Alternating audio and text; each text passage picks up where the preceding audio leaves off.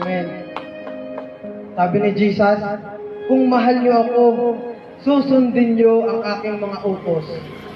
At hihilingin ko sa Ama na bigyan niya kayo ng isang tagatulong na sa inyo magpakailanman.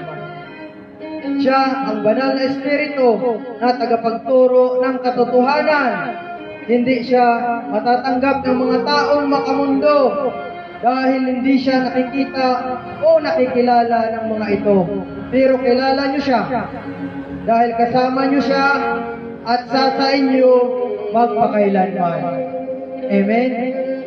Yun ang Holy Spirit sa inyo magpakailanman. Amen? Hallelujah. Thank you, Father God.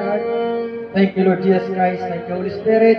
Father God, sa iyong kapurihan, sa iyo ang kalwatian, sa iyo ang kapangyarihan, sa iyo lang, Father God. Maraming salamat, Father, sa iyong mga salita. Lord, alam kong babaguhin mo pa kami. Alam mo, mga salita mo ngayon, gagawin mo to bago matapos ang taon. Maraming salamat, Father.